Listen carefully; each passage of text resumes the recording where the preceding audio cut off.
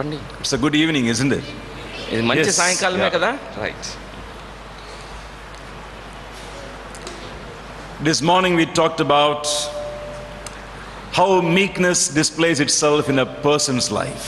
మరి ఈ ఉదయకాలంలో సాత్వికము అనేటువంటిది ఒక వ్యక్తిగత జీవితంలో ఎలాగా ఉంటుంది అనేది చూసాం. And this evening I want to talk about how meek people will relate themselves to the word of God. మరి సాత్వికులైనటువంటి మనుషులు దేవుని వాక్యంతో ఎలాంటి సంబంధం కలిగి ఉంటారు అనే అంశం మీద మాట్లాడబోతున్నాను. Let me begin with a story. మరి ఒక చిన్న కథనంతో It's not a ప్రారంభించిన story, it's something that happened in a Sunday school. మరి ఇది ఒక సండే స్కూల్లో జరిగిన సంఘటన. So these children were in a Sunday school for like 12 years. మరి 12 సంవత్సరాల వయసులో ఉన్న విద్యార్థులు ఉన్నారు. So now they are taking a small exam, Sunday school exam after 12 years. మరి ఆ సండే స్కూల్లో ఒక చిన్న పరీక్ష పెట్టబడింది, దాన్ని రాస్తున్నారు. So these are some answers that those children gave for some questions. మరి ఆ ఇవ్వబడిన ప్రశ్నకి సమాధానాలు ఇలాగున్నాయి. This is not the way that all the children answer, but few children answer like this. అందరూ పిల్లలు ఇలా చెప్పలేదు, కొంతమంది పిల్లలు ఇలా చెప్పారు. So these are some funny answers. అవి కొన్ని తమాషాగా ఉన్నాయి సమాధానాలు. So question number 1. మొదటి ప్రశ్న, What is Sodom and Gomorrah? సొదొమ గొమొర్రా అంటే ఏంటి? One child answered, Sodom and Gomorrah is husband and wife. మరి ఒక పిల్లవాడు రాశాడు సొదొమ గొమొర్రా భార్యాభర్తలు అని రాశాడు. Another question, who is Jezebel? మరి జెజబెల్ అంటే ఎవరు అని అడిగారు. One child write, Jezebel is Ahab's donkey. మరి అది రాశాడు అహాబు యొక్క గాడిద అని రాశాడు. Another question, what are the 4 gospels? మరి ఒక ప్రశ్న ఏంటంటే 4 సువార్తలు ఏంటి అని ప్రశ్న ఇవ్వబడింది. One child wrote Matthew, Mark, Luther and John. మరి ఆయన రాశాడు మత్తయి, మార్కు, లూథరు, తర్వాత జాన్ అని రాశాడు. So he got book of Lucas Luther. మరి Now you have the Martin Luther's statue here inside this campus. మరి ఈ క్యాంపస్ లో లూథర్ గారి స్టాట్యూ ఉంది. అదే Another question, how was Eve created? మరి ఇంకో ప్రశ్న ఏంటంటే హవ్వ ఎలా సృజించబడింది అనే ప్రశ్న. One child wrote, Eve was created from an apple tree. మరి ఆయన రాశాడు హవ్వ యాపిల్ చెట్టు నుంచి తయారు చేయబడింది అని రాశాడు. Who baptized Jesus? యేసుక్రీస్తుకి బాప్తిస్మం ఇచ్చింది ఎవరు అని చెప్పారు. Moses baptized Jesus. మోషే బాప్తిస్మం ఇచ్చాడని రాశారు. So that child thought Jesus, Moses goes well, so Moses must have baptized Jesus. మరి ఆయన ఆ పిల్లవాడు అనుకుంటున్నాడు మోషే యేసు ప్రభు ఒకే కాలంలో ఉన్నారు. Another question, what is Golgotha? మరి ఇంకో ప్రశ్న ఏంటంటే గొల్గతా అంటే ఏంటి అని అడిగారు. And this answer is very funny. Golgotha is the name of the giant who killed Apostle David. అపోస్తలుడైన దావీదును చంపినటువంటి వాడు ఆ గొల్గతా అనేవాడని రాశాడు. Funny answers, isn't it? మరి తమాషాగా ఉన్నాయి కదా ఈ సమాధానాలు. They were in Sunday school for 12 years. మరి వాళ్ళు సండే స్కూల్లో 12 సంవత్సరాలు ఉన్నారు. Heard a lot of stories. ఇలాంటి చాలా కథలు ఉన్నాయి. They remembered a lot of things. మరి చాలా విషయాలు జ్ఞాపకం But they చేసుకున్నారు. don't know how apple tree and Eve are connected. మరి ఆ యాపిల్ ట్రీకి ఈవ్కి ఎలాంటి సంబంధమో తెలియదు. But they know about apple tree and Eve. మరి మొత్తానికి వాళ్ళకి యాపిల్ ట్రీ గురించి తెలుసు, హవ్వ గురించి తెలుసు. Bible is not talking about apple tree. మరి బైబిల్ యాపిల్ ట్రీ గురించి మాట్లాడటం They లేదు. somewhere heard about something about a donkey. మరి ఎక్కడో గాడిద గురించి విన్నారు. But they forgot, and they also heard about Ahab and Jezebel. మరి అహాబు యెజెబెల్ గురించి కూడా కథ విన్నారు. But they don't know how they all connected. మరి వాటి మధ్యలో ఉండే సంబంధం ఏంటో So వాళ్ళకి they తెలియదు. thought Jezebel is Ahab's donkey. మరి అనుకున్నారు యెజెబెల్ అనేది అహాబు యొక్క గాడిద అనుకున్నారు. They heard about his names Sodom and Gomorrah. సొదొమ గొమొర్రా అన్న పేర్లు కూడా వాళ్ళు విన్నారు. But they don't know what Sodom and Gomorrah are. సొదొమ గొమొర్రా అంటే ఏంటో తెలియదు వాళ్ళకి. They thought maybe a husband and wife like Priscilla and Aquila. మరి ప్రిసిల్లా అక్విలా లాగా వాళ్ళు భార్యాభర్తలు అనుకున్నారు. It's funny when children do that, but it is not so funny when adults do it. మరి చిన్నపిల్లలు అలాంటి పనులు చేస్తే మనకి తమాషాగా సరదాగా అనిపించవచ్చు, కానీ పెద్దవాళ్ళు ఇలాంటి పనులు చేస్తే One of the tragedies in the spiritual world is the lack of the availability of God's word. దేవుని వాక్యము కరువుగా ఉంటుండడం అనేది మరి అతి విచారకరమైన విషయము. But equally is also another tragedy. It is to have the availability of word and not properly connecting with the word. దానికంటే విషాదకరమైన విషయం ఏంటంటే దేవుని వాక్యము చేతుల్లో ఉండి కూడా దాని గురించి ఎరగకపోవడం. And this evening I want to look with you from the book of James in the New Testament. మరి ఈ సాయంకాల సమయంలో యాకోబు వ్రాసిన పత్రికను చూడండి. Chapter 1, మొదటి అధ్యాయము verse 19 to the end of that chapter. 19 నుంచి చివరి వరకు దాన్ని చూద్దాము.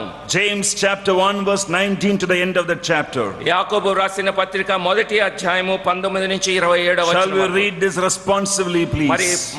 మార్చి చదువుకుందాము. Brother will read in Telugu and you can respond to him in reading in Telugu నేను language. చదువుతాను, ఒకరి తర్వాత ఒకరు చదువుదాము. యాకోబు మొదటి అధ్యాయం 19 నుంచి 27, 211వ పేజీ. నా ప్రియ సహోదరులారా, మీరు ఈ సంగతి ఎరుగుదురు కనుక ప్రతి మనుష్యుడు వినుటకు వేగిరపడువాడును, మాటలాడుటకు నిదానించువాడును, కోపించుటకు నిదానించువాడునై ఉండవలెను.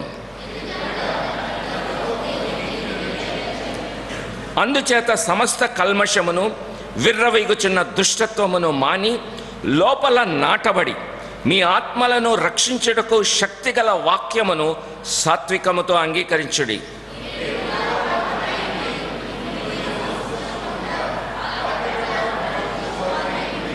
ఎవడైనను వాక్యము వినివాడై ఉండి దాని ప్రకారము ప్రవర్తింపని వాడైతే వాడు అద్దములో తన సహజ ముఖమును చూసుకొని మనుష్యుని పోలి ఉన్నాడు.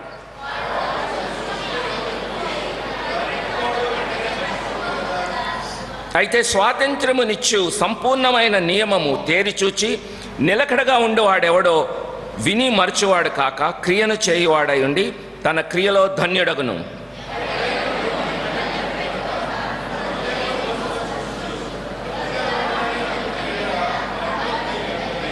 తండ్రి అయిన దేవుని ఎదుట పవిత్రమును నిష్కలంకమునైన భక్తి ఏదనగా దిక్కులేని పిల్లలను విధవరాండ్రను వారి ఇబ్బందిలో పరామర్శించుటయు ఇహలోక మాలిన్యము తనకు అంటకుండా తాను కాపాడుకున్నట్టయే. We'll bow down and look to the Lord in prayer. తల వంచి ప్రార్థన చేసుకుందాం. Father, we thank you for your word. తండ్రి, మీ వాక్యము కొరకు నీకు వందనాలు. We pray as we spend the rest of the few minutes in meditating upon this passage that you will speak to our hearts. ప్రభువా, ఈ వాక్య భాగాన్ని రాబోయే కొద్ది నిమిషాల్లో మేము ధ్యానించుచుండగా మీరు మాతో మాట్లాడండి. Open our ears to hear. మా చెవులని తెరవండి వినడానికి వీలుగా. Open our hearts to understand. మా హృదయాల్ని అర్థమయ్యేలాగున తెరవండి. And prepare ourselves to obey the demands of your word. మరి మీ వాక్యము ఏదైతే ఆజ్ఞాపిస్తుందో దానికి లోబడడానికి సహాయం చేయండి. Help us to know this evening how as meek people we are supposed to relate with the word of God. మరి సాత్వికులముగా దేవుని వాక్యముతో ఎలాంటి సంబంధం కలిగి ఉండాలో మాకు ఈ సాయంకాలం నేర్పించండి. Hide me under the shadow of your cross and also the brother who is translating. మమ్మల్ని మేము తర్జుమా చేస్తున్న సహోదరునితో సహా నన్ను నేను నీ సిలువ చాటున నీడలో మరుగుపరుచుకుంటున్నాను. Pray that your spirit will move among us through your word, correcting us, teaching us, instructing us and training us in all righteousness. పరిశుద్ధాత్మదేవ, నీతి యందు భక్తి యందు నీ వాక్యము మమ్మల్ని గద్దిస్తూ క్రమపరుస్తూ బుద్ధి చెప్పిస్తూ ఉండవలసిందిగా పరిశుద్ధాత్మకు చెప్పుకుంటున్నాము. Help us, we ask in Jesus name. మరి యేసు నామములో సహాయం కొరకు అడుగుతున్నాము తండ్రి. Amen. Amen. The book of James in the New Testament is an amazing book. మరి నూతన నిబంధన గ్రంథంలో యాకోబు చాలా మంచి పుస్తకము. I think one of the promised verses for Zion Fellowship is from this particular chapter, verse chapter 1. మరి మొదటి అధ్యాయంలో ఒక వచనము మన సంఘానికి ఇవ్వబడినటువంటి ఒక వాగ్దానము. Is that what is here? Yes. The last verse? Yes. Okay. 121. James 1:21. Okay, that's one of those promised verses the Lord has led your elders for this particular year. సంఘ పెద్దలకి ప్రభువు బయలుపరిచినది ఈ వాక్య భాగము ఈ పుస్తకంలో నుంచే. James wrote this epistle to help the Christians, believers, to understand how to live a stable Christian life. మరి యాకోబు ఈ పత్రికను దేవుడు వ్రాయిస్తున్నప్పుడు విశ్వాసులంగా ఒక స్థిరమైన జీవితం ఎలా కలిగి ఉండాలో నేర్పించడానికి వ్రాస్తున్నాడు. There are many people who are born again, మరి చాలా మంది తిరిగి జన్మించబడిన but క్రైస్తవులుగా they don't live a stable Christian life. అయితే వారి క్రైస్తవ జీవితంలో నిలకడ లేదు. They are just like wavering in their life, not stable.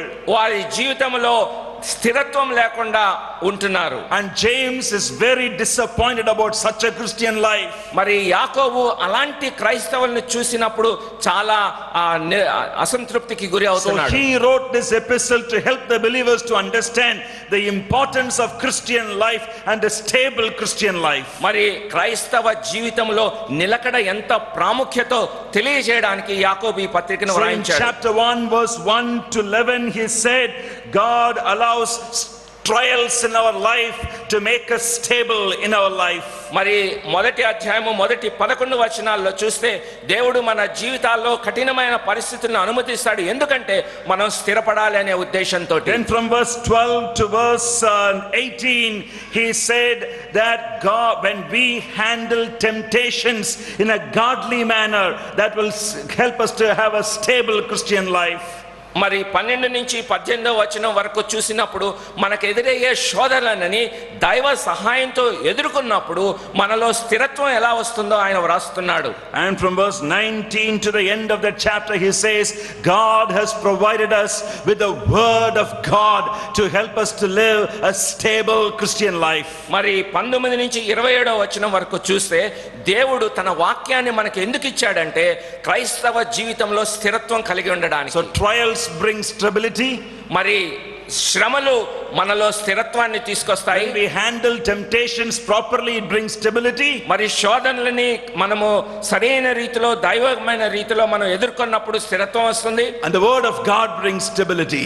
దేవుని వాక్యము మన జీవితాల్లో స్థిరత్వం తీసుకొని But వస్తుంది. what's so surprising in this chapter is James did not use the word perfect in relation to trials or temptation, but he uses the word perfect in relation to the word of God. మరి శోధనల గురించి శ్రమల గురించి మాట్లాడుతున్నప్పుడు మరి పరిపూర్ణత అన్న మాట వాడలేదు, కానీ యాకోబు దేవుని వాక్యము సందర్భంలో మాత్రము క్రైస్తవులంగా పరిపూర్ణత గురించి So మాట్లాడుతున్నాడు. although trials and temptations can give us stability, they are not perfect things.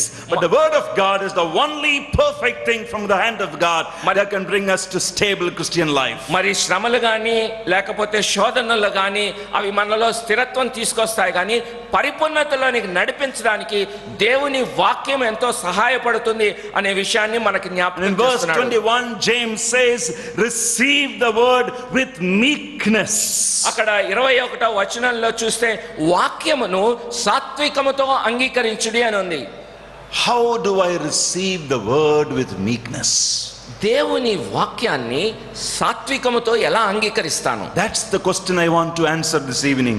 ఆ ప్రశ్నకి సమాధానం ఇవ్వాలని ఈ సాయంకాలం నేను There ఆశపడుతున్నాను. are three ways in which you and I can receive the word with meekness. మరి 3 విధాలుగా సాత్వికముతో వాక్యాన్ని అంగీకరించగలము. And number one, మొదటిగా we prepare ourselves to receive the word with meekness.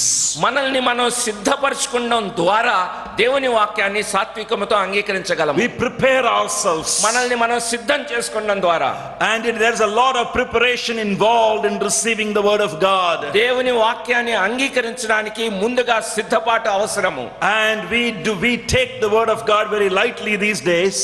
ఈ దినాల్లో దేవుని వాక్యాన్ని చాలా చులకనగా But it was తీసుకుంటున్నాము. not so in the Old Testament. మరి పాత నిబంధన కాలంలో అలా లేదు.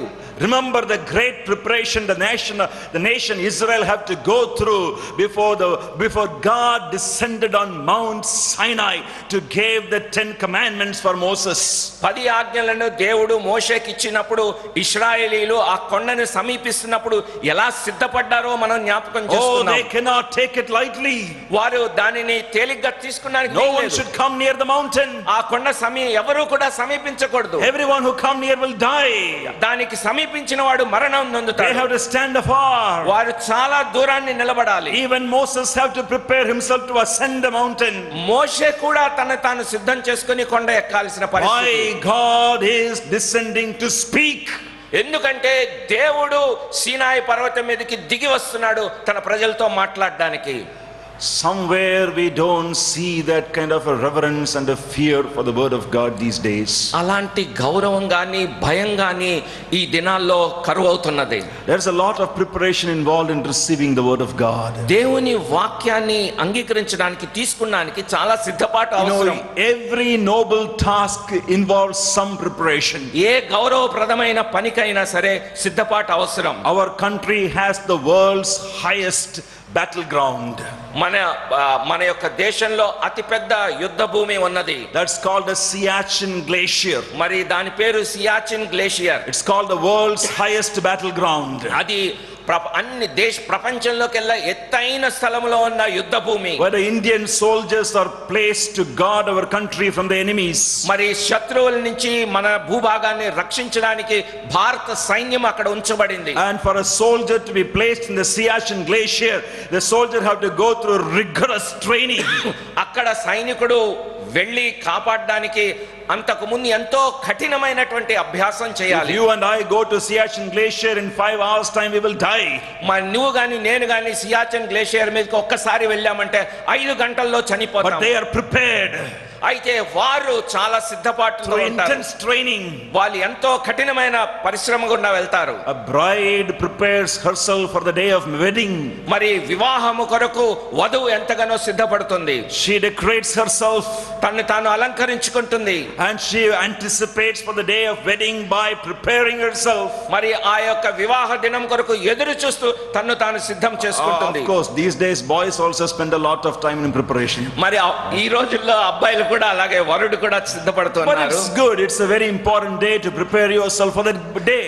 అది ప్రాముఖ్యమైన దినం కొరకు కాబట్టి అలా సిద్ధపడడంలో తప్పులేదు. A teacher have to prepare for the class that he is doing. మరి ఒక టీచరు స్కూల్ కి వెళ్ళేటప్పుడు పాఠం చెప్పడానికి సిద్ధపడాలి. If you don't read properly, don't study properly your notes and go into the classroom, over a period of time the students will know this teacher don't prepare at all. మరి ఏం పాఠం చెప్పాలో దాని మీద సిద్ధపడకుండా దానికి సంబంధించిన నోట్స్ చూడకుండా class room లోకి వెళ్తే విద్యార్థులకు అర్థమైపోతుంది ఈయన ప్రిపేర్ అవ్వలేదని. I am in teaching ministry for 16 years now and I know that the best evaluator for the teacher is his own students. మరి నేను 16 సంవత్సరాల నుంచి లెక్చరర్ గా పనిచేస్తా ఉంటున్నాను.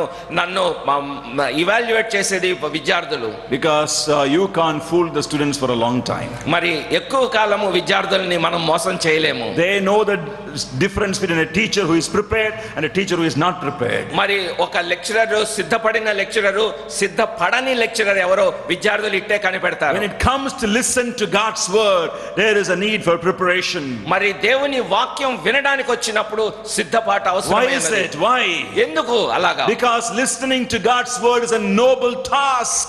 దేవుని మాటలు వినడం అనేది ఎంతో గౌరవమైనది. అది How do I prepare myself? నన్ను నేను ఎలా సిద్ధం చేసుకోవాలి? There are at least 4 ways we prepare ourselves. మరి 4 రీతిలుగా సిద్ధపడవచ్చు. And that's there in verse 19. మరి 19వ వచనంలో అక్కడ ఉన్నది. Be quick to hear. వినుటకు వేగిరపడండి. So we prepare ourselves to hear the word of God with a controlled ear. మరి దేవుని వాక్యం వినడానికి మన చెవులను సరి చేసుకోవాలి. Why is that important? ఎందుకు అది ప్రాముఖ్యమైనది? Because our ears can hear everything. మరి ఎందుకంటే మన చెవులు ఏది పడితే అది వింటుంటాయి. And our ears often recall many things it heard. మరి మనం విన్నటువంటి విషయాల్ని చాలా సార్లు మనకు గుర్తొస్తుంటాయి. And when we come inside a church on a Sunday morning or when we come to hear the word of God, our ears are not quick to hear the word of God because it has heard so many other things from Monday to Saturday. మరి సోమవారం నుంచి శనివారం వరకు అనేకమైన విషయాలు ఈ చెవి ఉంది కాబట్టి మరి ఉదయకాలంలో ఆదివారంనే దేవుని మందిరంలోకి వచ్చి కూర్చున్నప్పుడు మనం వెంటనే దేవుని మాటలను వినలేము. Maybe young people, you are plugged into your ear with so many songs and everything, all those things are still there, that your ears are not quick to hear the word of God. మరి యవనస్తులు సోమవారం నుంచి చివరి వరకు కూడా ఆ ear plugs పెట్టుకొని పాటలు విని ఉంటారు. ఆదివారం రాగానే దేవుని మాటలు వినపడవు. And James says, when you listen to the word, be quick to hear. ఆయన యాకోబు అంటున్నాడు, వినటానికి వేగిరపడండి. Train your ears to hear. మీ చెవులకి తర్ఫీదు ఇవ్వండి దేవుని మాట వినడానికి. Prepare your ears to hear. మీ చెవులకి సిద్ధం చేసుకోండి దేవుని మాట Because వినడానికి. by nature our ears don't like to hear the word of God. మరి సాధారణంగా మన చెవులు దేవుని మాటలు వినడానికి ఇష్టపడవు. The flesh desires against the spirit. మరి శరీరము ఆత్మకి విరోధంగా అపేక్షిస్తుంది. And our ears are part of that flesh. మరి శరీరంలో భాగమే, శరీరేచ్ఛల్లో భాగమే ఈ చెవి కూడా. We need to train our ears. కాబట్టి మన చెవులకి అభ్యాసం చేయాలి. Just because someone is sitting in a church or in a meeting doesn't mean the person is hearing. మరి ఏదో ఒక మీటింగ్ లో కూర్చున్నాడు కాబట్టి అతను వింటున్నాడు అనుకుంటే అది భ్రమ. Jesus knew that very well. అది యేసుక్రీస్తుకి బాగా తెలుసు. That's the reason in the Gospels Jesus many times brought his speech to a conclusion by saying, "He who has an ear, let him hear." మరి అందుకే యేసుక్రీస్తు చెప్తా ఉంటాడు, తను చెప్పిన తర్వాత ఆయన ముగించేటప్పుడు ప్రతిసారి అనేవాడు, చెవి కలిగిన వాడు వినుగాక Oh, అంటాడు. the Pharisees had good ears. మరి పరిసయ్యులకు మంచి చెవులు ఉన్నాయి, The scribes had good ears. వాళ్ళకి శాస్త్రులకి మంచి చెవులు The ఉన్నాయి, Sadducees had good ears. సద్దుకాయలకు మంచి చెవులు ఉన్నాయి. But why did he then say that he who has an ear, let him hear? చెవి గలవాడు వినుగాక అని ఎందుకు అంటున్నాడు ఆయన? Because they heard it only to criticize Jesus. వాళ్ళు వింటుంది కేవలం విమర్శించడానికి They మాత్రమే, never heard it for the purpose of understanding it. దాన్ని అవగాహన చేసుకోవడానికి వింటం లేదు వాళ్ళు. Therefore Jesus said, your hearing is not hearing. మరి అందుకే అంటున్నాడు, మీరు వింటున్నారు కానీ అది వినినట్లు కాదు అంటున్నాడు. He who has a ear, let him hear for the purpose of understanding my word. చెవి కలిగిన వాడు వినుగాక అంటే అర్థం చేసుకునేటట్లు వినాలి అని. And if you read the Hebrews chapter 5 verse 11, హెబ్రీయులకు రాసిన పత్రిక 5వ there అధ్యాయం, the writer to the Hebrews says the Hebrew believers are not matured enough to understand a solid food. 5వ అధ్యాయం 17వ వచనంలో చూస్తే మనం వారు ఇంకా పాలు తాగిన వల్ల ఉన్నారు కానీ, Chapter 5 verse 11.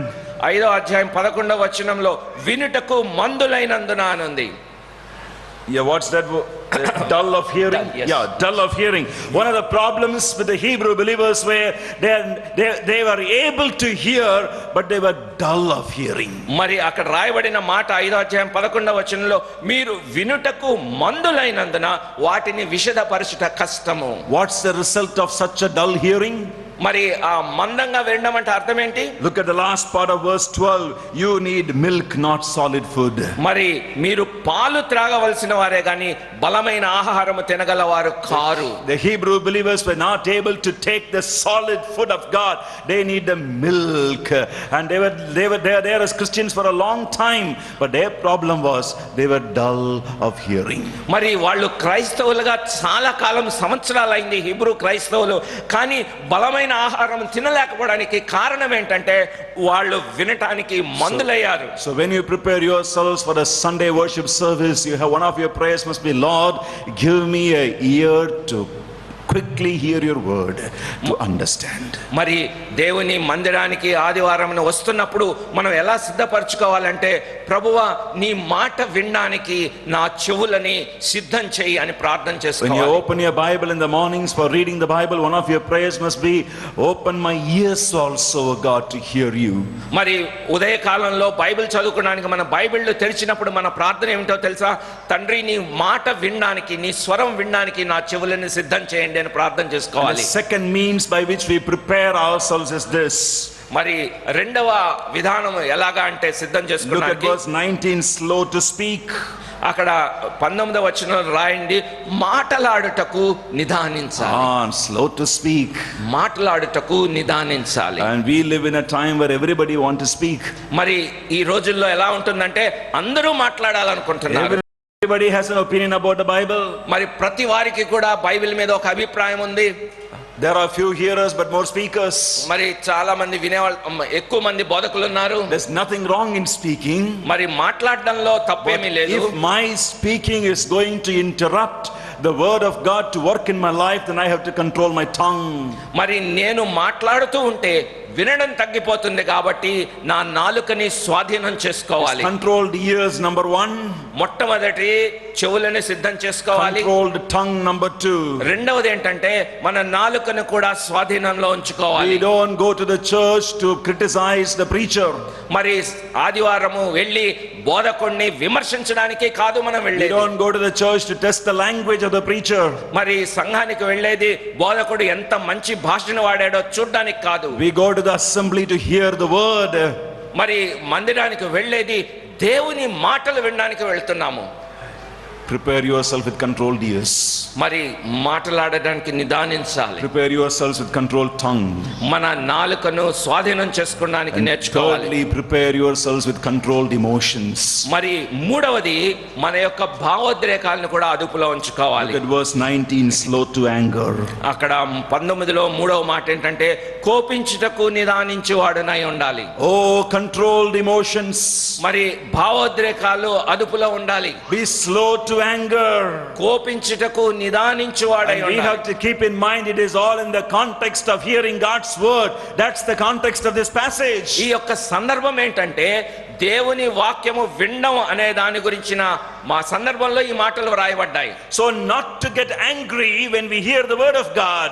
దేవుని వాక్యం వింటున్నప్పుడు కోపించుకోవాల్సిన అవసరం లేదు. Why should we get angry when we hear the word of God? దేవుని వాక్యం విన్నప్పుడు ఎందుకు కోపం వస్తూ ఉంటది? The reason is because God's word by nature exposes the problems in our life. మరి స్వభావ సిద్ధంగా దేవుని వాక్యం ఎల్లప్పుడూ కూడా నా జీవితంలో దాగి ఉన్న పాపాన్ని బయటకు When the తీసుకొస్తుంది. Spirit of God exposes the problems in our life, it is not very easy.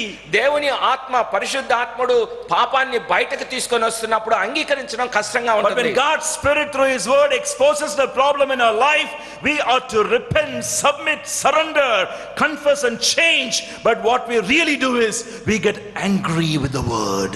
పరిశుద్ధాత్మ దేవుడు తన వాక్యం ద్వారా మనల్ని ఒప్పిస్తున్నప్పుడు, మన జీవితంలో దాగి ఉన్న పాపాన్ని చూపిస్తున్నప్పుడు, మనల్ని గద్దిస్తున్నప్పుడు, మనల్ని బాగు చేయాలనుకున్నప్పుడు దాని విషయమై మనకి కోపం వస్తూ ఉంటది. Oh, the preacher don't like me. He only spoke about me in the sermon. ఈ బోధకుడు నాన్న గురించే మాట్లాడుతున్నాడు అని కోపగించుకుంటాము. He actually prepared that for me only. ఈయన నా కోసమే సిద్ధపడి ఈ వాక్యాన్ని ఇస్తున్నాడు Brother, అంటున్నాడు. sister, it is for you only. మా సహోదరుడు నిజమే, ఒక రకంగా No- అది నీ గురించే No మాట్లాడుతున్నాడు. doubt it is for you only. నీ గురించే మాట్లాడుతున్నాడు. The Spirit has intended it for you only. పరిశుద్ధాత్మ దేవుడు నిన్ను ఉద్దేశించే మాట్లాడాడు. Don't get angry with God's word. Be slow to anger. మరి దేవుని వాక్యాన్ని గురించి కోపగించుకోకుండా కోపించుటకు నిదానించువాడు. Let the word expose all the problems. మరి మన యొక్క సమస్యలన్నీ కూడా దేవుని వాక్యం బయటకు తీసుకురానివ్వండి. Let the word expose the deep troubles that we have. నాలో ఉన్న అంతరంగికంగా ఉన్న సమస్యలన్నీ బయటకు రానివ్వండి. Don't get angry at the word of God. దేవుని వాక్యాన్ని చూసి కోపగించుకోకండి. When God's word is preached and if I get angry with the word of God, what happens next? మరి దేవుని వాక్యం ప్రకటించబడుతూ ఉండగా దేవుని వాక్యం మీద కోపిస్తే ఏమవుతుంది? Look at verse 20. 20వ వచనం For చూడండి. anger of man does not produce the righteousness of God. ఎందుకనగా నరుని కోపము దేవుని నీతిని నెరవేర్చదు. What is the righteousness of God here? దేవుని నీతి ఏంటి ఇక్కడ? The righteousness of God here is bringing change, transformation through repentance and confession from the one who is hearing God's word. దేవుని నీతి ఏంటంటే ఎవరైతే వింటున్నారో వాళ్ళలో పాపపు ఒప్పుదల రావడము, దాన్ని అంగీకరించడము, దాని కొరకు క్షమాపణ వేడుకొనడం జరగాలని దేవుడు కోరుతూ ఉంటున్నాడు. When God's word is preached, God is also doing a righteous work in your life. మరి దేవుని వాక్యం ప్రకటించబడిన తర్వాత దేవుడు తన నీతి కార్యక్రమము మనలో జరగాలని ఆశపడుతున్నాడు. He convicts us of our sin. మన యొక్క పాపాన్ని ఒప్పింపజేస్తూ ఉంటాడు ఆయన. He disturbs us through His word. తన వాక్యం ద్వారా మనలో అలజడిని తీసుకొస్తాడు. He calls us for confession and change and transformation. క్షమాపణ కోసం, మార్పు కోసం ఆయన అడుగుతుంటాడు. And when we do confess, change and transformed, that's the righteous work that God is doing wherever the word of God is preached. మరి దేవుని వాక్యం ఎక్కడైతే ప్రకటించబడుతుందో అప్పుడు మనం క్షమాపణ అడిగి మార్పు చెందినప్పుడు అది దేవుని కార్యము. And one way to stop that righteous work is to get angry with the word. దేవుని నీతి ఆ విధంగా నెరవేర్చబడకుండా ఉండడానికి ఒక ఇదేంటంటే మనం కోపం తెచ్చుకొని దానికి అవిధేయులం అవడం. So prepare yourself with a controlled emotion. కాబట్టి ఎలా సిద్ధపరచుకోవాలంటే మన కోపాన్ని అదుపులో It ఉంచుకోవాలి. is not anger but submission. కోపించుకున్నాం కాదు, లోబడడం ప్రాముఖ్యం. And fourthly, we prepare ourselves with a clean life. మరి నాలుగవది ఏంటంటే మనం ఎలా సిద్ధపడాలంటే ఒక పవిత్రమైన జీవితం జీవించడం Look ద్వారా. at verse 21. 21వ వచనం చూడండి. Therefore put away all filthiness and rampant wickedness, and receive with meekness the implanted word which is able to save your souls. అందుచేత సమస్త కల్మషమును విర్రవీగుచున్న దుష్టత్వమును మాని లోపల నాటబడి మీ ఆత్మలను రక్షించుటకు శక్తిగల వాక్యమును అంగీకరించుడి. Did I hear the word kalmashamanu? Yes. What does kalmashamanu really mean? Kalmashamanu, is the meaning some like a dirt? Yes. Something Yes. dirt, Yes. filthy. Yeah, Yes, filthy. That's a nice translation. The word kalmashamanu in your Telugu Bible is a medical word. మరి ఆ సమస్త కల్మషం అనేది వైద్య రంగానికి సంబంధించిన మాట. It is adapted into the word of God. మరి ఆ మాటని దేవుడు వాడుకున్నాడు. In the medical field, this word actually means earwax. మరి చెవిలో గులిముంటది చూసారా, దానికి వాడతారు మెడికల్లో. Anyone had this earwax problem? మీలో ఎవరికన్నా సరే చెవిలో తరచు గులిమొచ్చే సమస్య ఉందా? I frequently develop that problem. నాకున్నది ఆ సమస్య. Wax get formed into my ears, చెవిలో గులిమి ఏర్పడుతుంటది. and I know that wax is getting formed in my ears over a period of time. మరి కొద్ది కాలం గడిచేటప్పటికి అక్కడ గులిమి పెరుగుతా ఉంటది. One way that you can sense that is that you are not hearing things properly through these ears. మరి అది ఎక్కువైంది పెరిగిందని ఎలా తెలుస్తుందంటే ఎవరైనా మాట్లాడుతుంటే సరిగా వినపడదు. You develop a sound within your ears. మరి ఆ గుయ్ అనే చప్పుడు వినపడతా ఉంటది. So you are hearing everybody but not clearly getting in. వినబడుతుంటది కానీ స్పష్టంగా వినపడదు. Because the wax inside your ears is not allowing the sound to come in. మరి ఆ గులిమి ఆ శబ్దము లోనికి వెళ్లకుండా కన్నబేరికి చేరకుండా అడ్డుపడుతుంది. So I go to a ENT specialist. అందుకని నేను ఈఎన్టీ గారి దగ్గరికి వెళ్తాను. And she prescribes to me a medicine called Solivax. మరి ఆయన ఒక మందు రాస్తాడు సాలివాక్స్ అని. So I had to put 2 drops of Solivax in my ears. ఆ చెవులో ఆ మందు వేస్తాను And సాలివాక్స్ once అని. the Solivax goes in, it dissolves the wax. అప్పుడు ఆ మందు ఏం చేస్తుందంటే ఆ గులిమిని కరిగించడం మొదలు పెడుతుంది. And I can sense the clarity. అప్పుడు నాకు స్పష్టంగా వినబడడం మొదలు పెడతాయి The అన్నీ word కూడా. kalmashamanu there literally means earwax. మరి ఆ కల్మషం అనే మాటకు అర్థం ఏంటంటే We can- ఆ గులిమి లాంటిది. Whenever we hear the word of God, there are a lot of earwax into our ears. దేవుని మాటల్ని మనం వింటున్నప్పుడు చాలా సార్లు గులిమి ఉంటుంది. And they don't allow the word of God to clearly get into our ears. ఈ కల్మషము దేవుని వాక్యము మనకు అర్థం కాకుండా చేస్తుంది. What is this filthiness? ఈ యొక్క కల్మషం అంటే ఏంటి? Our own life, మన సొంత జీవితమే, the words that we spoke, మనం మాట్లాడిన మాటలు, the desires we heard from Monday to Saturday, మరి సోమవారం నుంచి శనివారం వరకు మనకు కలిగి ఉన్న ఆశలు, some of the decisions we made against God which God is not pleased with. దేవుని చిత్తానికి వ్యతిరేకంగా దేవుని అయిష్టానికి దేవుని ఇష్టానికి వ్యతిరేకంగా తీసుకున్న నిర్ణయాలు, some of the places we went, మరి మనం వెళ్ళిన స్థలాలు, some of the actions we did, మన యొక్క కొన్ని క్రియలు, some of the things we watched, మరి కొన్ని చూసిన విషయాలు, all those things join and form this earwax inside. మరి మన యొక్క జీవితాల్లో అది గులిమిలాగా చేరుతుంది కల్మషం. When the word is preached, it won't go in. మరి దేవుని వాక్యం ప్రకటించబడుతున్నప్పటికీ Because the కూడా life- లోనికి వెళ్ళదు. Because the life was not clean. ఎందుకంటే మన జీవితము కల్మషంతో నిండి So ఉంది. James says, therefore put away all the filthiness అందుకనే యాకోబు అంటున్నాడు కల్మషాన్ని మానివేయండి and receive the word with meekness. దేవుని వాక్యాన్ని సాత్వికంతో అంగీకరించండి. Every Sunday worship must be preceded by a Saturday where we examine ourselves, confess our sins before God, and prepare ourselves for the word of God in the church. ప్రతి ఆదివారము వాక్యము వినడానికి ముందు శనివారము రాత్రి కూర్చొని మనల్ని మనం పరీక్ష చేసుకొని ప్రభు సన్నిధిలో క్షమాపణ కోరుకొని కల్మషం నుంచి బయటపడితే కానీ వినలేము. You don't do that, శనివారం ఆ పని చేయకపోతే you can't hear the word. దేవుని మాటల్ని వినలేము. These earwax will get formed, ఈ యొక్క కల్మషము అడ్డుగా ఉంటుంది. and Satan will not allow the word to get in. సాతానుడు దేవుని వాక్యము నీ హృదయంలోనికి చొరబడనివ్వడు. A clean life is very important preparation to hear the word of God. దేవుని వాక్యము వినడానికి ముందు పవిత్రమైన జీవితము కలిగి ఉండాలి. A clear conscience is very important to sit in front of the word of God. నిర్మలమైన మనస్సాక్షితో దేవుని ఎదురుగుండా కూర్చోవాలి. And James says, prepare yourselves with controlled ears. యాకోబు అంటున్నాడు, మీ చెవురి విషయమై జాగ్రత్తగా ఉండండి. Prepare yourselves with controlled tongue. మాట్లాడుటకు నిదానించండి. Prepare yourselves with controlled emotions. మన యొక్క భావోద్రేకాల్ని అదుపులో ఉంచుకోనండి. Prepare yourselves with a clean life. పవిత్రమైన జీవితంతో సిద్ధం చేసుకోనండి. How are you preparing yourselves to hear God's word? దేవుని వాక్యం వినడానికి మనల్ని మనం ఎలా సిద్ధం చేసుకుంటున్నాం? It is an important mark and a quality of meek people that those who are meek in Christ will prepare themselves carefully to hear the word of God. సాత్వికులైనటువంటి వ్యక్తులు దేవుని మాటలు వినడానికి ఈ విధంగా తమను తాము సిద్ధం చేసుకోవాలి. We have a chapter in the book of Jeremiah. ఇర్మియా గ్రంథంలో ఒక అధ్యాయం ఉన్నది. I won't spend much time there, although I want to, but I will just quickly go through that chapter and then get to my second main point. మరి అక్కడ ఎక్కువ సమయం గడపను గాని కొన్ని విషయాలు మీకు చూపెట్టి వెంటనే మళ్ళీ యాకోబుకు వస్తాను. Jeremiah chapter 36. ఇర్మియా గ్రంథము 26వ అధ్యాయము. The time is around 605 BC.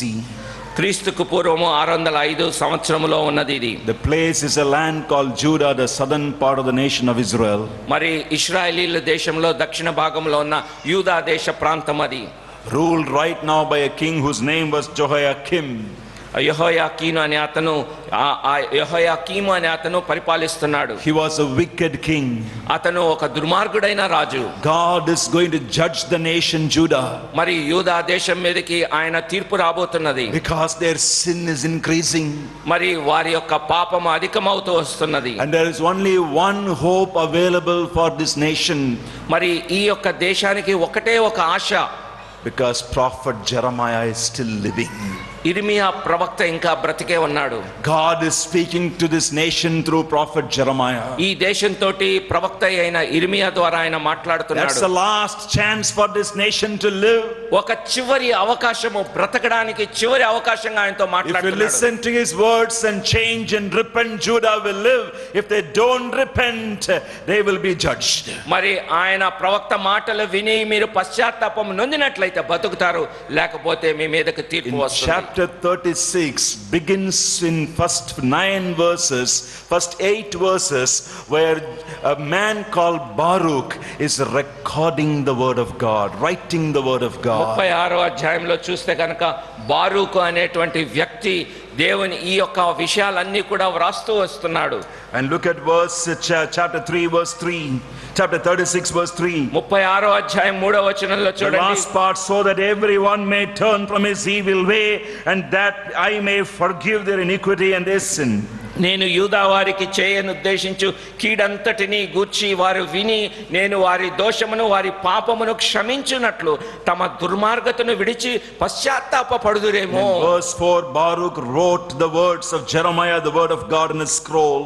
ఇర్మియా నేరియా కుమారుడైన బారూకును పిలువనంపింపగా అతడు యెహోవా ఇర్మియాతో చెప్పిన మాటలన్నిటినీ ఇర్మియా నోటి మాటలను పుస్తకంలో వ్రాసెను. These words are very, very important because of what we read in verse 7.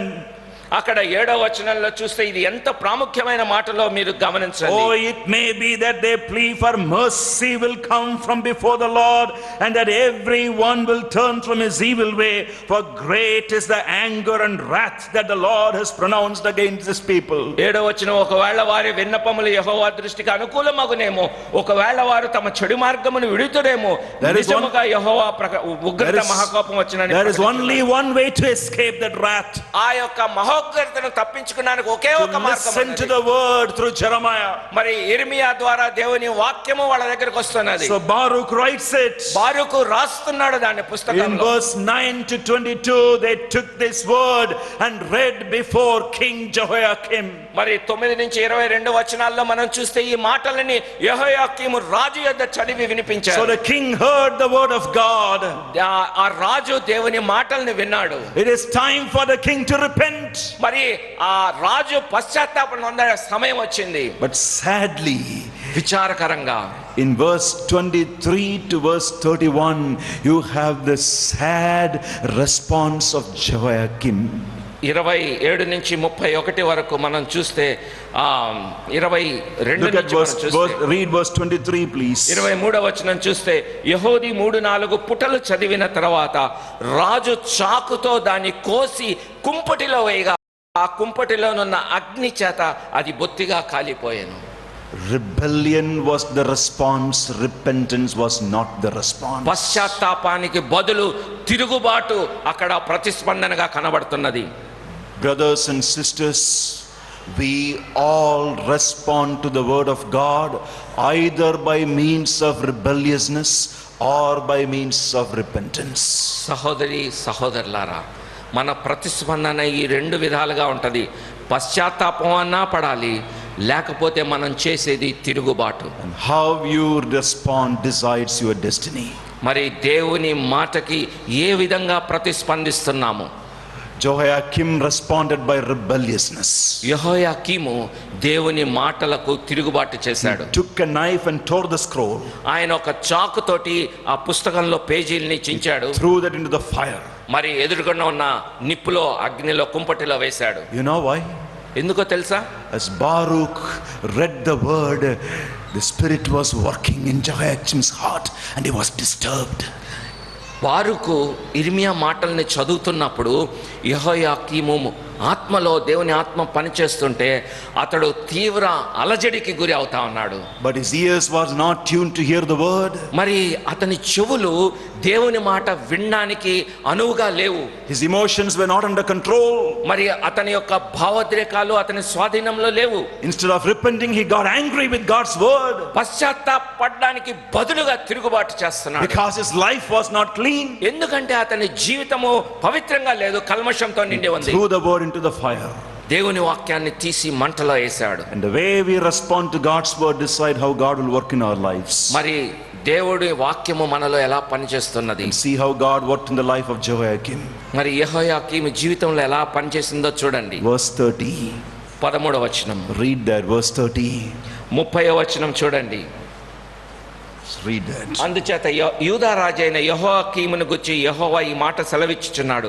దావీదు యొక్క సింహాసనం మీద ఆసీనుడగుటకు అతనికి ఎవడునూ లేకపోవును. అతని శవము పగలు ఎండపాలు, రాత్రి మంచు పాలగును. Jehoiakim, Jehoiakim. judgment is the result. దానికి అంతిమంగా దేవుని తీర్పు యెహోయాకీము మీద None వచ్చింది. of your sons will sit on the throne of David. నీ కుమారుల్లో ఎవ్వరు కూడా నీ సింహాసనం మీద కూర్చోరు. The game is over. నీ యొక్క కథ అయిపోయింది. But what is amazing about Jeremiah chapter 36 is this. 36వ అధ్యాయంలో ఆశ్చర్యమైన విషయం ఏంటంటే ఇది. Verse 32. 32వ వచనం. Jeremiah took another scroll and gave it to Baruch the scribe, the son of Neriah, and he wrote the words to the scroll that Jehoiakim king of Judah burned in the fire. ఇర్మియా ఇంకొక గ్రంథము తీసుకొని లేఖికుడగు నేరియా కుమారుడైన బారూకు చేతికి అప్పగింపగా అతడు ఇర్మియా నోటి మాటలను బట్టి యూదా రాజైన యెహోయాకీము అగ్నిలో కాల్చిన గ్రంథపు మాటలన్నిటినీ వ్రాసెను. I am so happy about verse 32. నాకు ఎంతో సంతోషంగా ఉంది ఈ విషయంలో. When man tries to destroy God's word, God preserves his own word and it will still continue. మనిషి దేవుని వాక్యాన్ని నాశనం చేయాలని అనుకున్నప్పటికీ కూడా దేవుడు ఎంత అద్భుతంగా ఆ వాక్యాన్ని కాపాడుతున్నాడు. Chapter begins by Baruch writing the word of God. బారూకు మళ్ళీ రాశాడు. The chapter continues by king destroying the word of God. రాజు దాన్ని నాశనం చేసినప్పటికీ The కూడా chapter ends by God rewriting the word of God. దేవుని వాక్యం మరలా తిరిగి వ్రాయబడింది. Your rebelliousness cannot harm God's word, but God's word can harm you. మన తిరుగుబాటు తనంతోటి దేవుని వాక్యాన్ని ఏమీ మార్చలేము, కానీ దేవుని వాక్యము మన Judgment is for Jehoiakim, but the word of God continued. మరి ఆయన తీర్పు వచ్చింది, దేవుని వాక్యము కొనసాగుతూనే ఉంది. None of us can stop the power of the word. దేవుని శక్తిని మనం ఎవరు ఆపలేము. Too many Christians go to the church every Sunday morning, and too many preachers stand on the pulpit every Sunday morning. They step down from the pulpit, they go out of the church, qualifying themselves to the wrath of God on their head. అనేక మంది బోధకులు, అనేక మంది సంఘస్థులు వస్తూ ఉంటున్నారు, దేవుని వాక్యం పట్ల ఎలాంటి లక్ష్యము చేయకుండా మళ్ళీ తిరిగి లోకంలో కలిసిపోతా ఉన్నారు. దేవుని తీర్పు మన కోసం వేచి ఉన్నది. Because preachers rebel against God's word, so do people also rebel against God's word. దైవ జనులు దేవుని వాక్యానికి లోబడటం లేదు, ప్రజలు కూడా యథారాజ తదా ప్రజ May we shudder at the word of God. దేవుని వాక్యం ముందు వణుకుదాము మనం. May God give us a holy trembling before the word of God. దేవుని వాక్యాన్ని సమీపించినప్పుడు ఆ భయము మనలో May our కలగాలి. hands shudder when we open its pages and read.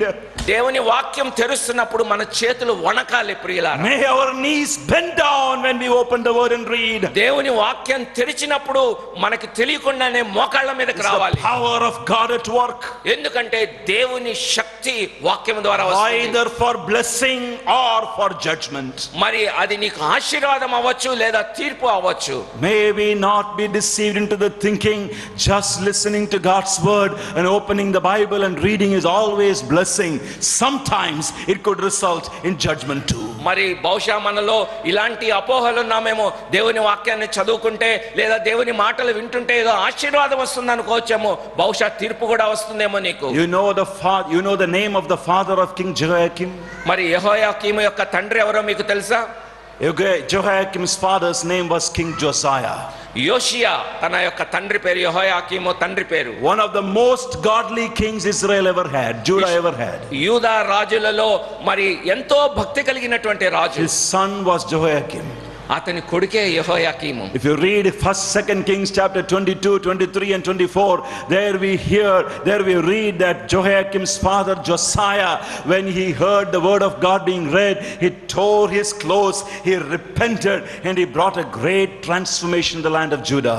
మొదటి రాజులు 22, 23, 24 అధ్యాయాల్లో చదువుతుంటే యోషియా ఎదుట దేవుని వాక్యం చదువుబడుతుంటే అతడు తన వస్త్రాల్ని చించుకొని దేవుని ఎదుట పశ్చాత్తాపడ్డాడు. 31 years after that, his son Jehoiakim is taking the word of God, tearing it out and throwing it into the fire. 31 సంవత్సరాల తర్వాత అతని కొడుకు యెహోయాకీము రాజైన తర్వాత దేవుని వాక్యాన్ని తీసుకొని చించి మంటల్లో వేస్తున్నాడు. And I want to give a word of advice and a word of humble advice to all the Bible teachers and elders and pastors here this evening.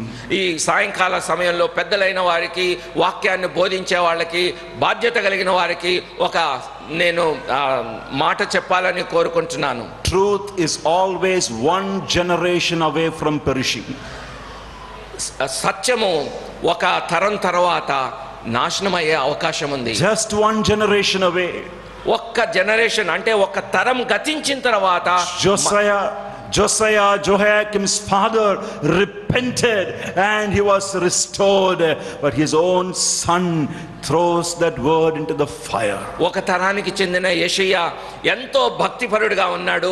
అదే కడుపున పుట్టినటువంటి అతని కుమారుడు మరొక తరంలో దేవుని పైన తిరుగుబాటు చేశాడు. It is possible to have a church now that really honors the word of God, but that same children in this church, if they are not brought up in the reverence of God's word, they could take the same word and lead the church into perishing.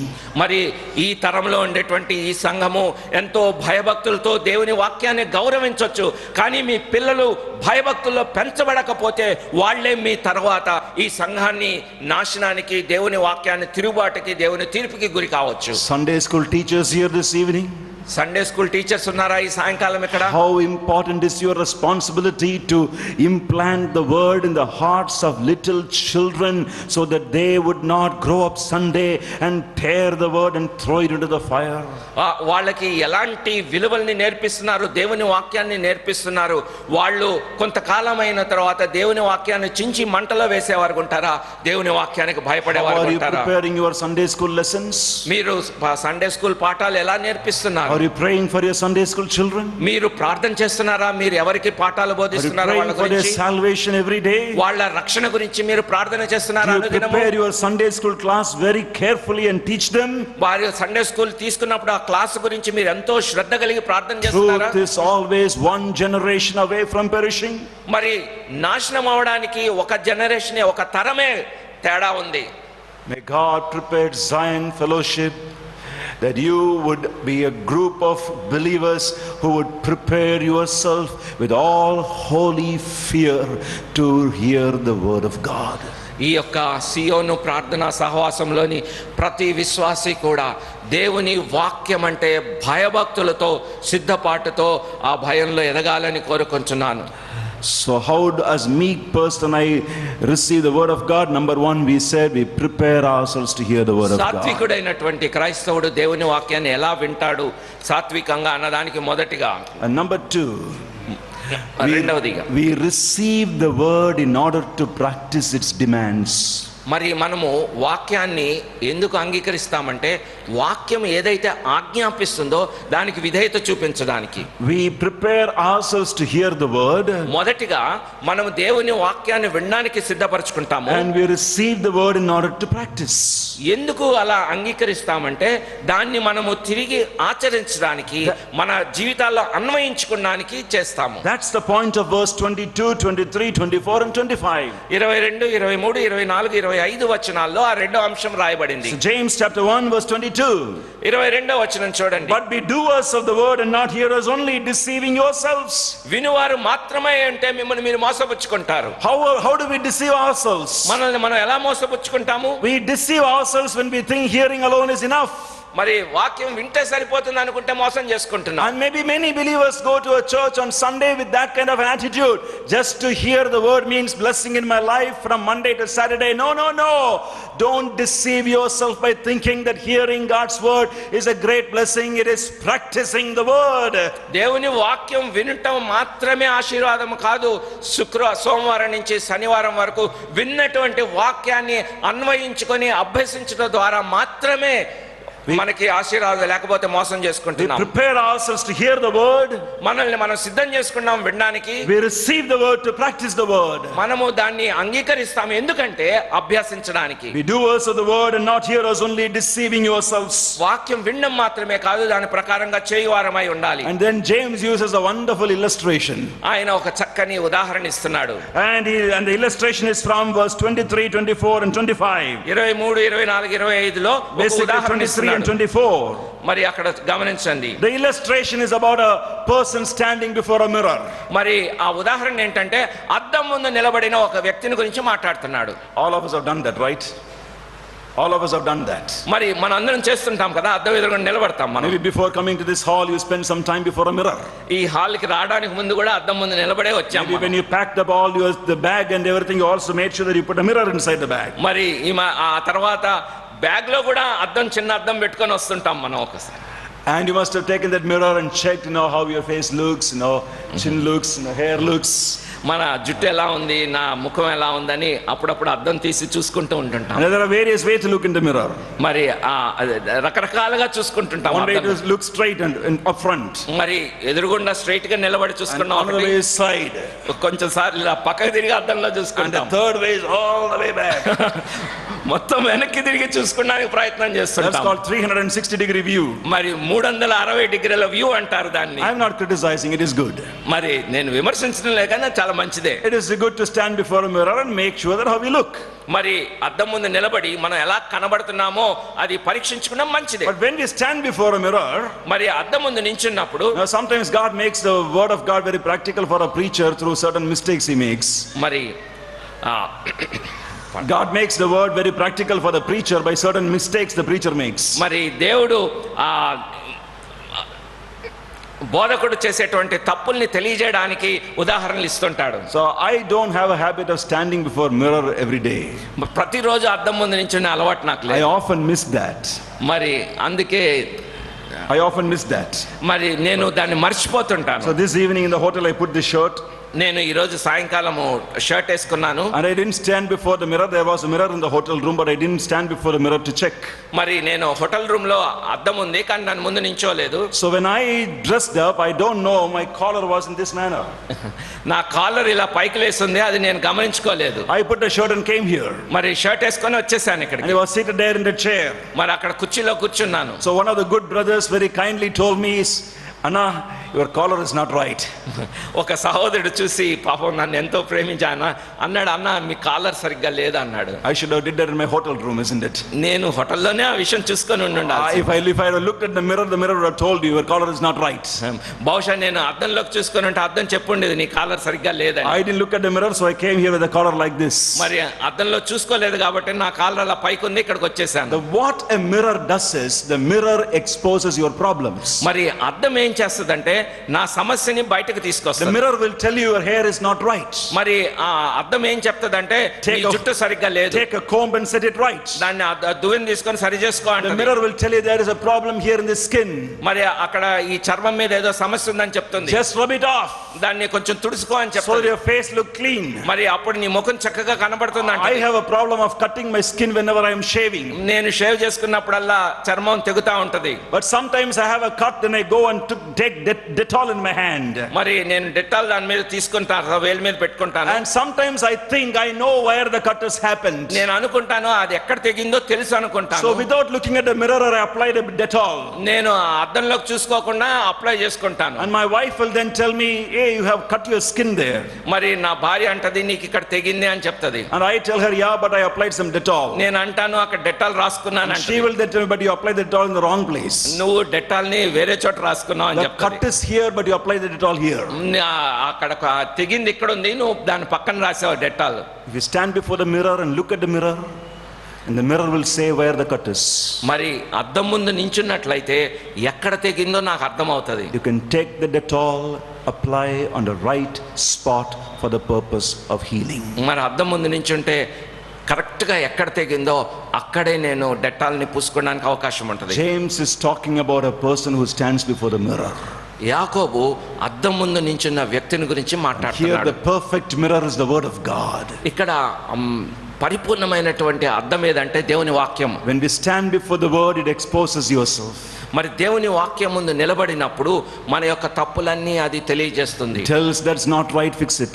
మరి అంటుంది ఇక్కడ సరిగ్గా లేవు నువ్వు, It tells there is a stain there, remove it. అక్కడ ఒక మరక ఉంది దాన్ని తొలగించుకో అంటది. But the point of James is this. మరి యాకోబు ఇక్కడ రాస్తున్న విషయం ఏంటంటే, Look at verse 24. For he looks at himself and goes away and at once forget what he was like. వాడు తన్ను చూచుకొని అవతలికి పోయి తానెట్టివాడో వెంటనే మర్చిపోవును కదా. If you look before the mirror, if the mirror is exposing a problem, the only way to handle the problem is stand before the mirror and immediately fix the problem.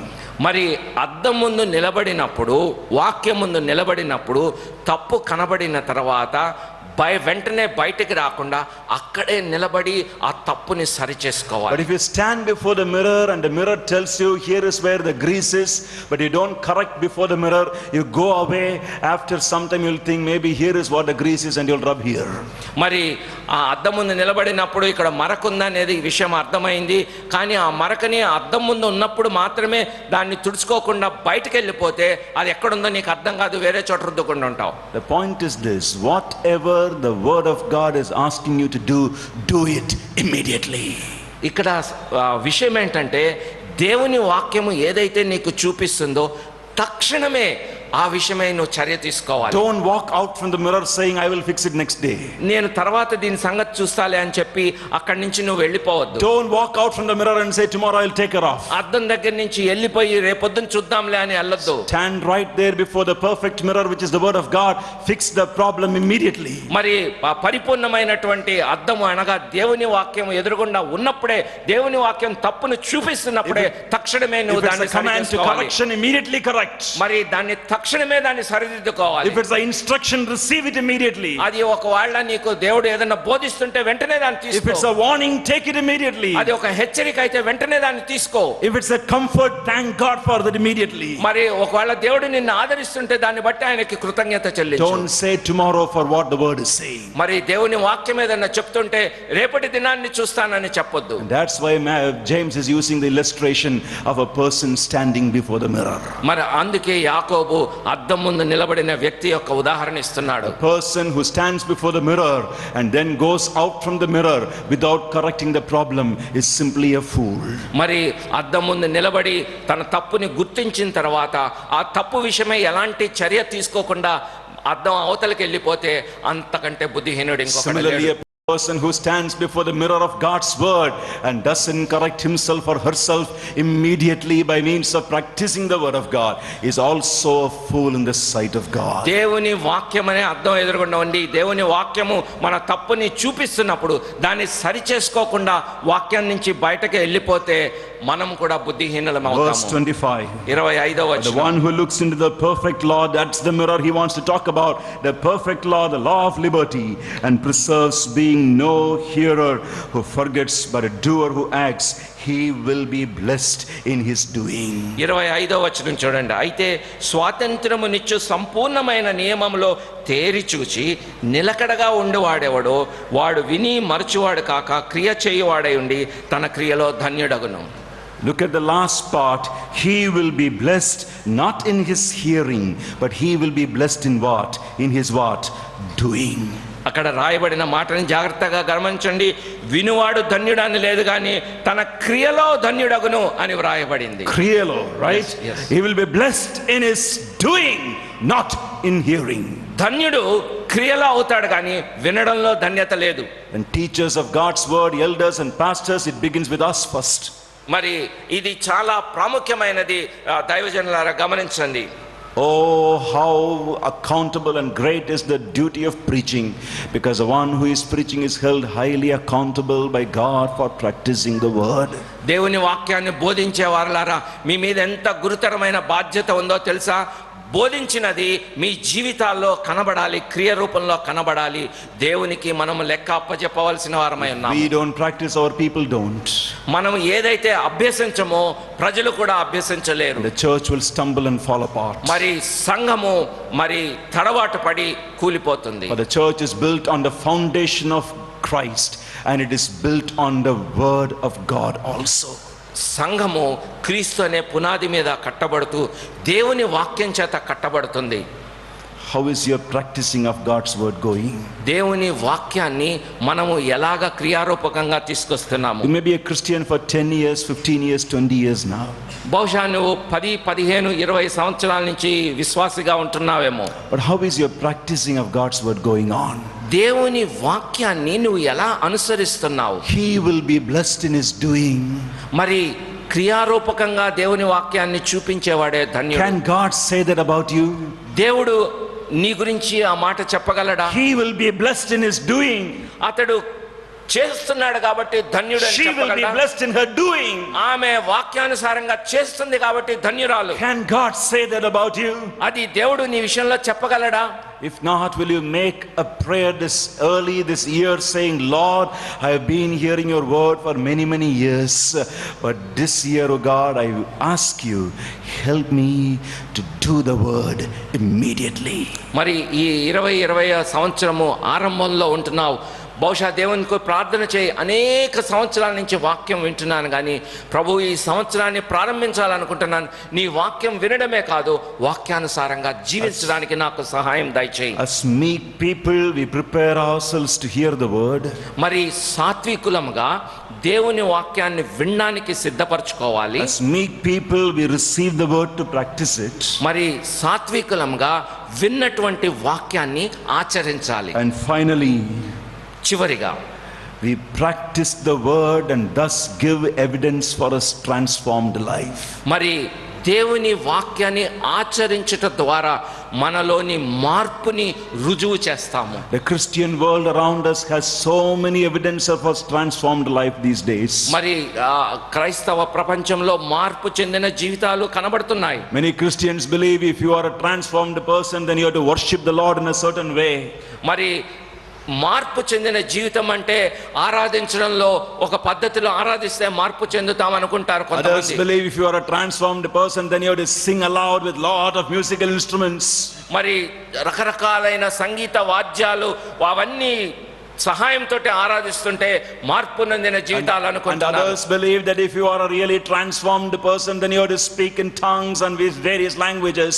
మరి రకరకాలైన భాషలు మాట్లాడడం ద్వారా నేను మార్పు చెందాను అని వాళ్ళు అనుకుంటుంటారు. Others believe if you are a transformed person, then you have to fast and pray for 40 days. Sorry, not 40 days, 41 days, because we have to outsmart Jesus Christ.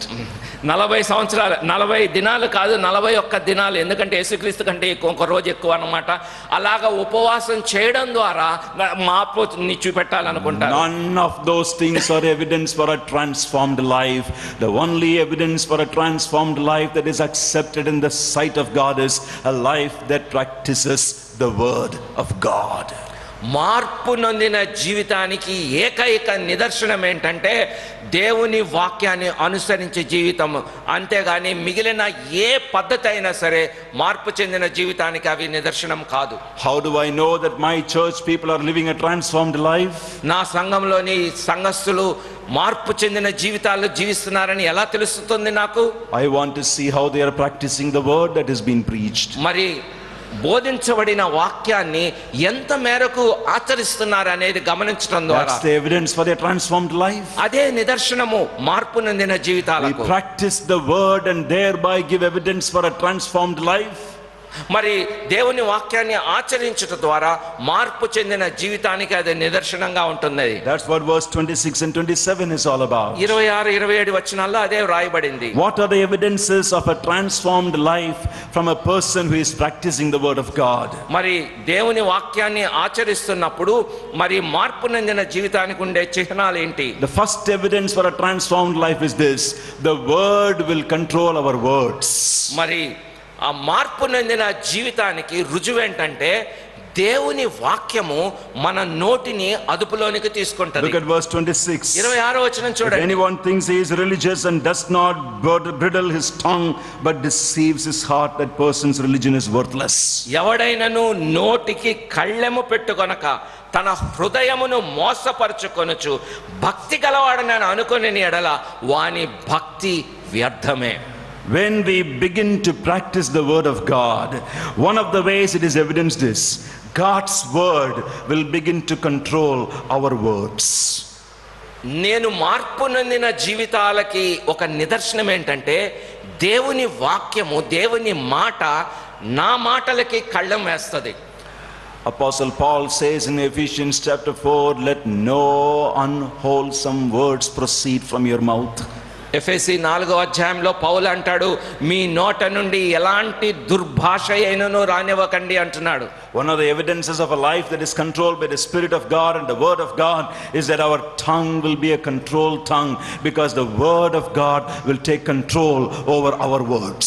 మరి మార్పు నొందిన జీవితానికి నిదర్శనము దేవుని మాట మన జీవితాన్ని స్వాధీనం చేసుకుంటది, మన నోటి మాటని స్వాధీనం చేసుకుంటది. Brother, sister, the way you speak and the words that you use to speak is an evidence whether you are practicing the word of God or not.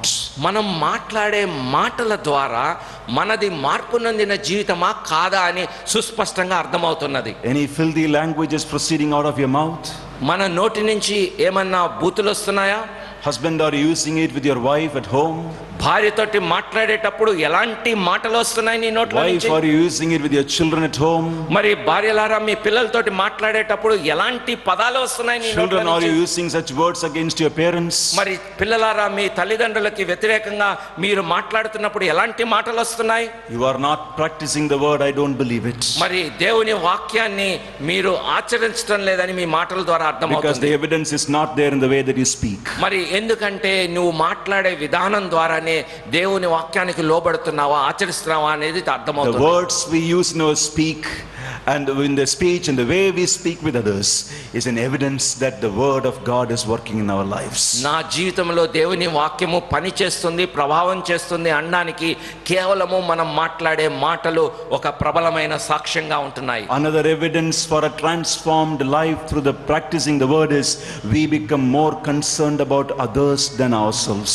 మనకంటే కూడా ఇతరుల అవసరాల పట్ల మనము ఎక్కువ పట్టించుకున్నప్పుడు దేవుని వాక్యం మనలో పనిచేస్తుందని అర్థమవుతుంది. Look at verse 27. 27వ వచనం చూడండి. Religion that is pure and undefiled before God the Father is this, to visit orphans, widows in their affliction.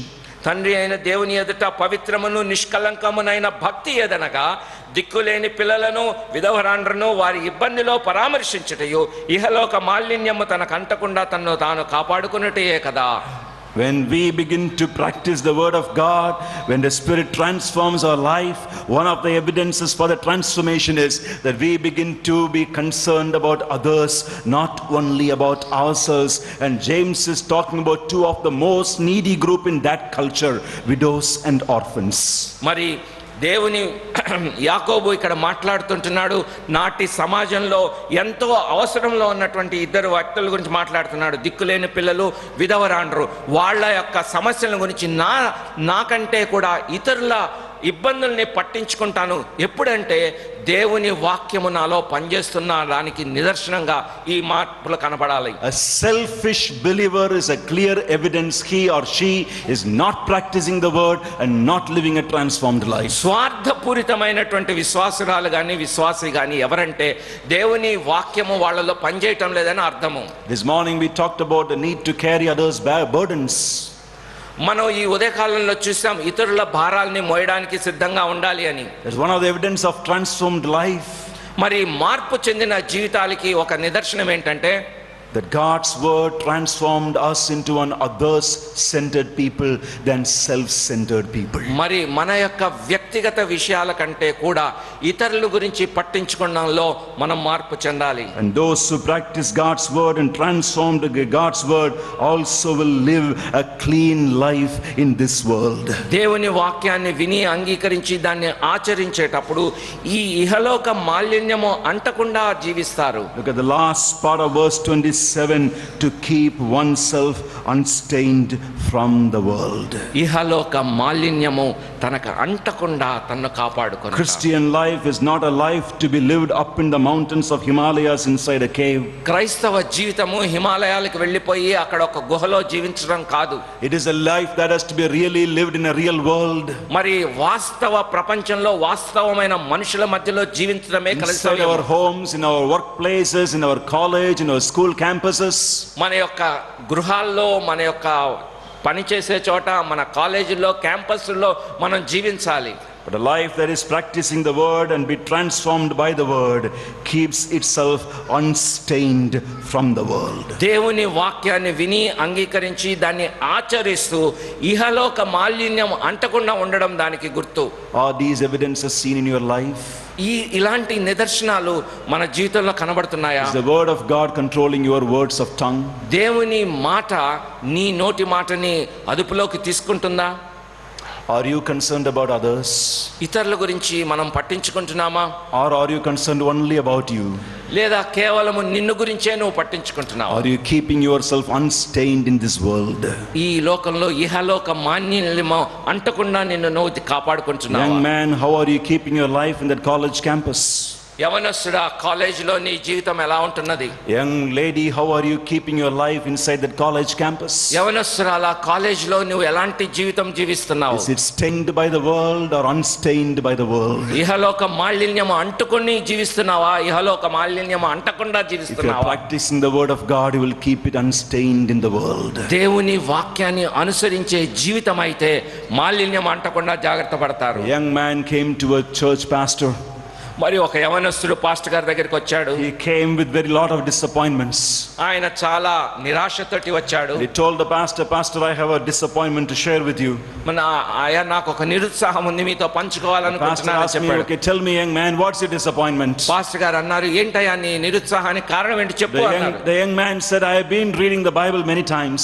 నేను అంటున్నాడు, బైబిల్ చాలా సార్లు And I చదువుతున్నాను. read through the Bible at least 5 times. నేను Bible మొదటి నుంచి చివరి వరకు కనీసం 5 సార్లు చదివాను. But at the end of it all, I don't see any change in my life. మరి అయితే చివరికి నా జీవితంలో ఎలాంటి మార్పుని చూడటం లేదు. I don't get inspiration. I don't get any challenge from the word at all. నాకు దేవుని వాక్యం నుంచి ఎలాంటి ప్రోత్సాహం నాకు But కలగడం I లేదు అన్నాడు. read through the word. మరి నేను వాక్యాన్ని చదువుతూ ఉన్నాను, But nothing is happening in my life. నా జీవితంలో ఎలాంటి మార్పు రావటం లేదు. That is my disappointment. అదే అందుకే నిరుత్సాహం. What would I do, Pastor? నేనేం చేయాలి పాస్టర్ గారు? Pastor looked at the young man and said, pastor గారు అతను అంక చూసి అంటున్నాడు, "Young man, యవనస్తుడా, you have read through the Bible 5 times, but now allow the Bible to go through you at least once." బైబిల్ని 5 సార్లు నువ్వు చదివావు, అయితే యవనస్తుడా బైబిల్ నిన్ను చదవడానికి అవకాశం ఇవ్వు అని చెప్పాడు. You have read through the Bible, allow the Bible to go through you at least once. Bible గుండా నువ్వు బైబిల్ చదువుతూ వెళ్ళావు, కానీ బైబిల్లో నిన్ను పరీక్షించడానికి అవకాశం He ఇవ్వు. told the young man, "Then you will see the change. అప్పుడు నీలో మార్పుని నువ్వు గమనించగలవు. Then you will see what the word can do in your life." మరి అది ఎలాంటి పని చేయగలదో అప్పుడు నీకు అర్థమవుతుంది. Maybe you are seated here this evening, you have read through the Bible quite a few times, but the Bible need to go through you this year. బహుశా ఇక్కడ కూర్చున్న వారిలో బైబిల్ మొత్తం చదివిన వాళ్ళు ఉండొచ్చు, కానీ బైబిల్ వెలుగులో, వాక్యపు వెలుగులో పరీక్షించుకున్న వాళ్ళు ఎంతమంది? It doesn't matter whether we are teachers of Bible or pastors or elders or ordinary people in the church, it is a must that the Bible must go through us. పెద్దలై ఉండొచ్చు, వాక్యాన్ని బోధించిన వాళ్ళై ఉండొచ్చు, సాధారణ విశ్వాసులై ఉండొచ్చు, దేవుని వాక్యము మనల్ని పరిశీలించిందా అనేది ప్రాముఖ్యమైనది. As much as it is a need for you, it is also a need for me. అది మీకెంత అవసరమో నాకు కూడా అంతే అవసరం. Will you ask, "Lord, let your word go through me"? ప్రభువా, నీ వాక్యము నా గుండా వెళ్ళడానికి సహాయం When చేయి. I read through your word and hear your word, let your word go through me. నేను నీ వాక్యాన్ని వింటున్నప్పుడు, నీ వాక్యాన్ని నేను అంగీకరిస్తున్నప్పుడు, నీ వాక్యము నాలో పని చేయడానికి సహాయం చేయండి. Meek people in Christ will prepare themselves to hear the word. సాత్వికులైనటువంటి మనుషులు వినడానికి సిద్ధపడతారు. Meek people in Christ will receive the word to practice it. మరి సాత్వికులైనటువంటి వాళ్ళు ఆచరించడానికి దాన్ని వింటారు. Meek people in Christ will practice the word and give evidence for a transformed life. మరి సాత్వికులైనటువంటి మనుషులు విన్నటువంటి వాక్యాన్ని, అంగీకరించిన వాక్యాన్ని ఆచరించడం ద్వారా కొన్ని నిదర్శనాలు చూపిస్తారు. May God spare us may God spare us from the judgment of God's word, but may God allow us to go through the blessings of his word. దేవుడు ఆయన తీర్పులోనికి తీసుకొని వచ్చే వారంగా కాకుండా ఆయన ఆశీర్వాదానికి పాత్రులగునట్లు మనకి సహాయం చేయనుగాక. Shall we bow down? మన తలలు వంచుదామా? How is your relationship with the word of God doing? దేవుని వాక్యంతో ఎలాంటి సంబంధం కలిగి ఉన్నావు? You have read through that many times. ఎన్నో సార్లు బైబిల్ చదివి ఉండొచ్చు. You have heard it many times in the church, in the private reading. ఎన్నో సార్లు చర్చ్లో కానీ ఆయా కూటాల్లో నువ్వు దేవుని వాక్యం విని ఉండొచ్చు. Maybe you are even a preacher of the word. దేవుని వాక్యాన్ని బోధించేవాడు అయి ఉండొచ్చు. But are you preparing yourselves to hear the word? మరి నిన్ను నువ్వు సిద్ధపరచుకోకపోతే, Are you preparing yourselves with controlled ears? మరి దేవుని వాక్యపు స్వాధీనంలోనికి రావడానికి నువ్వు సిద్ధంగా ఉన్నావా? Controlled tongue, controlled emotions and controlled life, clean life. మరి అదుపులో ఉంచబడిన భావోద్రేకాలు, అదుపులో ఉంచబడిన నోరు, అదుపులో ఉంచబడిన చెవులు కలిగి ఉంటున్నామా? Are you receiving the word to practice it? దేవుని వాక్యాన్ని ఆచరించేటట్టుగా నువ్వు తీసుకుంటున్నావా? And can God look at you and say, "He shall be blessed because of his doing"? క్రియాత్మకంగా చేస్తున్నావు కాబట్టి ధన్యుడు అని నీ గురించి చెప్పగలడా? Can God say that about you? అది దేవుడు నీ విషయంలో చెప్పగలడా? Are you practicing the word and giving evidence for your transformed life? మరి అలా క్రియారూపకంగా చూస్తూ దానికి సంబంధించిన రుజువులు నీ జీవితంలో కనబడుతున్నాయా? The silence of this moment, will you say this prayer to yourself silently? నీకు నువ్వు మౌనంగా చెప్పుకో, ప్రభుతోటి మాట్లాడు. Lord, I have gone through your word many times. ప్రభువా, నీ వాక్యాన్ని అనేక సార్లు చదివాను. I have preached through your word many times. నేను వాక్యాన్ని కూడా బోధించాను అనేక But సార్లు. let your word go through me. అయితే నీ వాక్యము నాలో పని కలిగి ఉండడానికి సహాయం In this చేయండి. year 2020, ఈ సంవత్సరము 2020లో help me to prepare myself. ప్రభువా, నన్ను నేను సిద్ధం చేసుకోవడానికి సహాయం చేయండి. Help me to practice your word. ప్రభువా, నీ వాక్యాన్ని ఆచరించడానికి సహాయం Help me చేయండి. to practice the word and give evidence for transformed life. ప్రభువా, నేను ఆచరిస్తూ దానికి సంబంధించిన రుజువుల్ని చూపెట్టడానికి సహాయం చేయండి. And maybe someone here need to hear this evening, the word became flesh and dwelt among us. His name is Jesus Christ. మరి బహుశా ఇక్కడ కూర్చున్న వాళ్ళల్లో ఈ మాట వినాలేమో, వాక్యము శరీరధారి అయి మన మధ్యలో నివసించాడు. God so loved the world, therefore he came to this world for your sake. His only begotten son Jesus Christ came. యేసుక్రీస్తు ఈ లోకమును ఎంతో ప్రేమించెను, కాగా తన అద్వితీయ కుమారుని నీ కోసమే ఆయన ఈ లోకానికి He is the పంపించాడు. eternal word of God. ఆయన దేవుని వాక్యము శరీరధారి అయి వచ్చాడు. He took flesh and came among us. మరి ఆయన శరీరధారి అయి మన మధ్యలో He నివసించాడు. died for your sins on the cross, was buried and rose again on the third day. ఆయన సిలువలో నీ కొరకు మరణించి సమాధి చేయబడి మూడవ దినాన్ని తిరిగి లేచాడు. The word of God we have in the form of Bible will work in your life and transform you only if you belong to Jesus Christ by having faith in him. యేసుక్రీస్తునందు విశ్వాసం ఉంచుట ద్వారా ఈ యొక్క చేతిలో ఉన్నటువంటి Bible నీ జీవితంలో పని కలిగి నిన్ను మార్చిది, నిన్ను రూపాంతరం చెందిస్తుంది. If there is someone here this evening, you don't have Jesus Christ in your life, you have to first of all call to him to come into your life. ఇక్కడ చేరి వచ్చిన వారిలో ఇంతవరకు యేసు ప్రభు దగ్గరికి రానట్లయితే మొట్టమొదటిగా ప్రభువైన యేసుక్రీస్తుని విశ్వాసంతో అంగీకరించాలి. You need the forgiveness of sins through Jesus Christ. యేసుక్రీస్తు ద్వారా పాప క్షమాపణ పొందవలసిన అవసరం ఉన్నది. If you have not done that, then do it tonight. ఇంతవరకు నీవు చేయకపోతే ఈ రాత్రి కాల సమయంలో దేవుడు తరుణం ఇస్తున్నాడు, దయచేసి చెయ్యండి. And to the rest of us, the believers seated here, మరి ఇక్కడ కూర్చున్నటువంటి ఇతర విశ్వాసులారా, may God help us to prepare ourselves for his word. దేవుని వాక్యాన్ని సిద్ధపాటుతో వినడానికి May సహాయం God help us చేయగాక. to practice the word. దేవుని వాక్యాన్ని ఆచరించుటకు క్రియాత్మకంగా May సహాయం God చేయగాక. help us to practice the word and give evidence for our transformation. క్రియాత్మకమైన వాక్యానికి రుజువులు మన జీవితంలో చూపించుదము గాక. May the word of God go through us every day. దేవుని వాక్యము మనలో పని కలిగి ఉండినట్లు ప్రతి దినము సహాయం చేయను గాక. Father, I thank you for your word. తండ్రి, నీ వాక్యాన్ని బట్టి నీకు వందనాలు. It's a short passage but a powerful passage. ప్రభువా, ఇది చాలా చిన్న వాక్య భాగమే కానీ ఎంతో Oh శక్తివంతమైనది. Lord, give us that holy fear when we take the word in our hands. ఓ ప్రభువా, నీ వాక్యాన్ని చేతిలో తీసుకున్నప్పుడు ఆ భయాన్ని మాకు దయచేయండి. Oh God, help us to prepare ourselves to hear the word. ఓ దేవా, నీ సన్నిధిలో వాక్యాన్ని అంగీకరించడానికి సిద్ధం చేసుకోవడానికి Oh సహాయం చేయండి. Father, help us to receive the word, to practice it.